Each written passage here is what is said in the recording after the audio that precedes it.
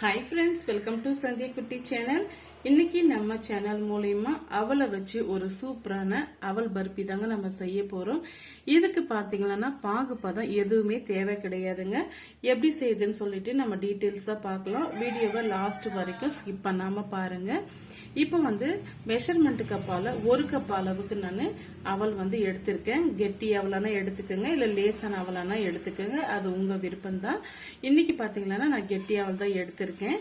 இது மிதமான தீயில வச்சு நல்லா வறுத்து எடுத்துக்கலாங்க.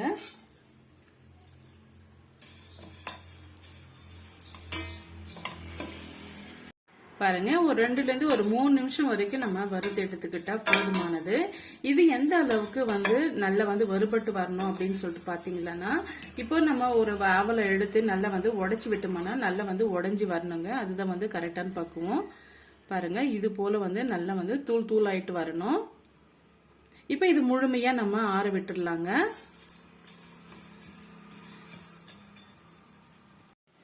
பாருங்க, நல்லா ஆறி வந்துடுச்சு. இப்ப இந்த ஆறி அவலை கொஞ்சம் கூட தண்ணிகள் இல்லாம இருக்கக்கூடிய ஜார்ல சேர்த்து விட்டுக்கலாங்க.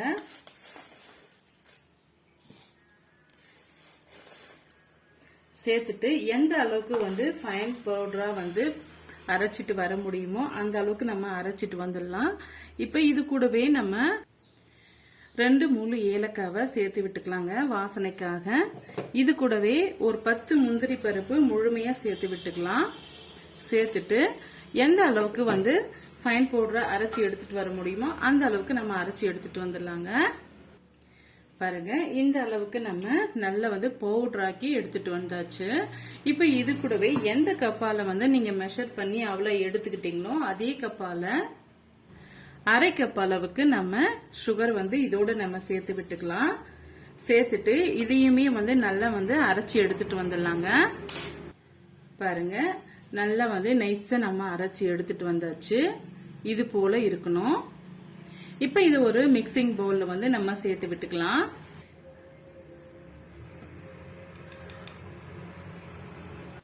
இப்ப இது கூடவே 1 டீஸ்பூன் அளவுக்கு நம்ம பால் பவுடர் சேர்த்து விட்டுக்கலாங்க. இது ஆப்ஷனல் தான், நீங்க விருப்பப்பட்ட சேர்த்துக்குங்க, அப்படி இல்லைன்னா நீங்க ஸ்கிப் பண்ணிடுங்க. இப்போ ஒரு முறை நல்லா இது போல மிக்ஸ் பண்ணி விட்டுக்கலாங்க. மிக்ஸ் பண்ணி விட்ட பிறகு காய்ச்சி ஆற வச்ச பாலை கொஞ்சம் கொஞ்சமா சேர்த்து நம்ம சப்பாத்தி மாவு கன்சிஸ்டன்சிக்கு நம்ம பிசைஞ்சு எடுத்துக்கலாம்.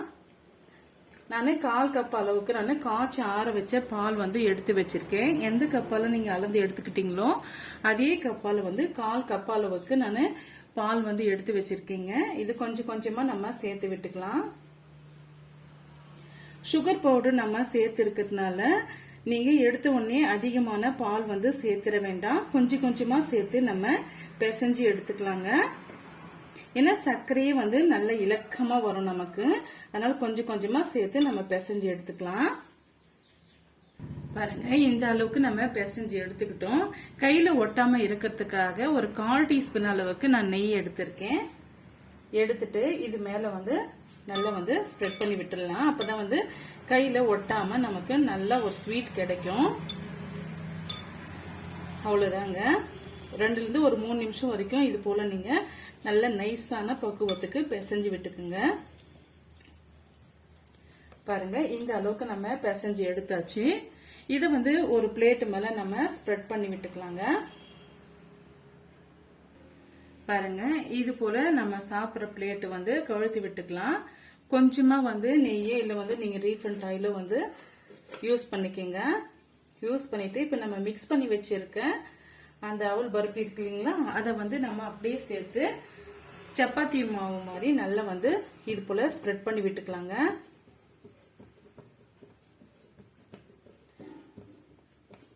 ரொம்பவே திக்காவும் இல்லாம தின்னாவும் இல்லாம நம்ம இது போல ரவுண்ட் ஷேப்புக்கு கொண்டு வந்துடலாம்.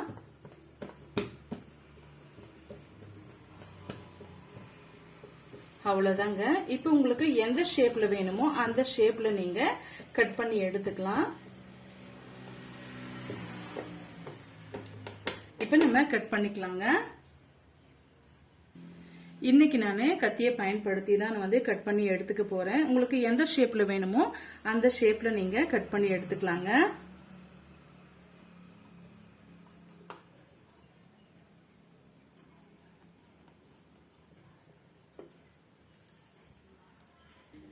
பாருங்க நம்ம கட் பண்ணி எடுத்தாச்சு. இப்ப நம்ம ஒவ்வொரு பீஸுகளா நம்ம எடுத்துக்கலாம்.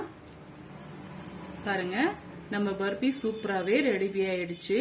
எந்த பாகுபாதமும் நமக்கு தேவையே இல்லைங்க. இப்போ வந்து நம்ம கட் பண்ணி இது போல எடுத்துக்கலாம். இதே ஷேப்ல வேணும்னு நினைச்சீங்கன்னா எக்ஸ்ட்ரா இருக்கிற இந்த பீஸுகளை நம்ம திரும்பவும் வந்து சேர்த்துட்டு இதே போல நம்ம பீஸ் பண்ணி எடுத்துக்கலாங்க. பாருங்க எல்லா பர்பியும் நம்ம சேர்த்து எடுத்துக்கிட்டோம்.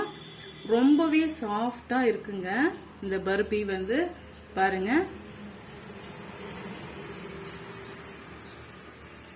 டேஸ்டும் வந்து ரொம்பவே பக்காவா இருந்தது. ஒரு முறை நீங்க ட்ரை பண்ணி பாருங்க. அவளை வச்சு இப்படியும் செய்ய முடியுமா அப்படின்னு சொல்லிட்டு நீங்க யோசிப்பீங்க. ரொம்பவே ஸ்பெஷலான இந்த கிருஷ்ண ஜெயந்தி ஸ்பெஷல் அவல் பர்பி ரெசிபி கண்டிப்பா வந்து உங்களுக்கு பிடிக்கும்னு நினைக்கிறேன்.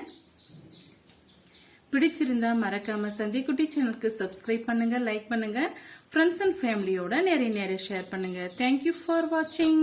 Bye bye.